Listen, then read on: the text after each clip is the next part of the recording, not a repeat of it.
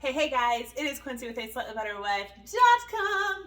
This is a follow-up video to a video I did 5 years ago that was really terrible, and I was trying to show how we made our own little DIY softener salt chute. So this time I'm going to show you some details of what it actually looks like and be very real with you. So it's been put in for 5 years. I had imagined that we would finish the floor and make like a little door that could come off of it to fill it. We didn't. We just put a hole through the floor with a chute that goes down. So I am gonna show you what that looks like. It's right here in our mudroom, underneath our garbage can. And so that's how I've been able to hide the hole.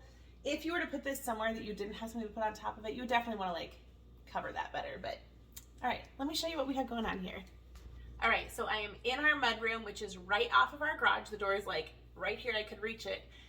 So when we bring our softener salt home, we can just come in through the garage, put it right here. We're not having to carry it down any basement stairs. So what I have here is our garbage and recycling. So we've got paper recycling, garbage, and like plastic and glass recycling. Every time I do a video or show this, people are always like, why do you have 3 garbage cans? So that's why we do. Okay, so underneath the garbage is where we have the hole for the softener salt chute. So I just pull this out, and there's the hole. That is it. Like I said, if we were gonna do this anywhere else and try to make it a little bit fancier, I think we would have kept the cutout and then just been able to like put it back on somehow. I'm sure if you like know how to do that kind of stuff, it'd be easy. We did not at the time, and so we just made a hole. It works. You could cover it with a flower pot or something too. So that's how this looks upstairs. We don't have to funnel it or anything. We just, this kind of hurts being on my knees down here. I am 15 days postpartum. It's a little sore. Okay, we don't have to funnel it. We cut the corner of the bag and cut it well enough that it can stick down in the hole and then shoot all the way down. All right, now I'm gonna take it to the basement and I will show you what it looks like on the ceiling and then where the tube goes to. Now I'm here in the basement in our utility room, probably like what most utility rooms look like, I hope. Hopefully you weren't like horrified seeing this. Here is our water softener. And so that hole from upstairs is actually just right over here. So what we do is we just take the lid off, and then we've got this black, I don't know, like I would call it like drain hose. I'm not exactly sure. It says it's an 8-foot flex drain, 2.43. I don't know, maybe that's for the 8-foot. It's about this big around. So compared to my hand, I can measure this, I don't know, 4 inches. Anyway, so what we do, somebody upstairs will dump the softener salt in through there.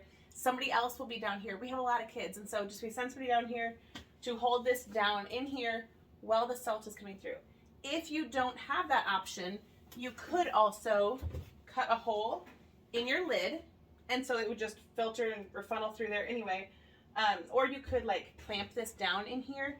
But since we do have the option for that, we just make it a family event when it's time to refill the softener salt. Okay, I'm gonna just pull it over here and I will show you what it looks like up on the ceiling. Okay, now I am back in the corner here. It is kind of hard to tuck back here and film. So right up there you can see, I think that is a toilet flange is what I technically think it is, that this drain pipe is attached to. I will have to ask my husband. I don't know if he ended up like screwing it together or if it just like twists in there. If you're familiar with these parts, maybe you already know, but I will ask him. So like that drain pipe is up there, the ceiling of the basement, which goes to the floor of the mudroom, and then this comes down and goes into here. And then when we aren't using it, the lid goes back on and that just sits to the side. And then these tubes down here are just to put heat in the floor, which we haven't done, but we've got it set up that we could if we needed to. Okay, hopefully that is helpful to you. Couple things I will note. If you are the person who is downstairs handling that tube, like hold it and try not to breathe in that softener salt. It does put a little bit of dust off. And then the other thing is have good communication. So our first couple times it was a little rough. When you're pouring that salt in, it's really loud down here. And so if this person accidentally let go of the tube or something happened or they just needed a break or it was filling up, you have to yell really loud to be able to hear upstairs because of the sound of the softener salt coming in. If you're the person up there, sometimes we'll like knock on the floor or something. It's not that bad, but like just something to take note of. I mentioned that I am postpartum. I'm here with Mr. Awesome and our new little guy, Coulter Remington. He's super sweet, lots of good snuggles. He does not always sleep this well, but we're adjusting and doing well. All right, guys, thanks for watching. And as always, go out and do something awesome. See ya. Bye.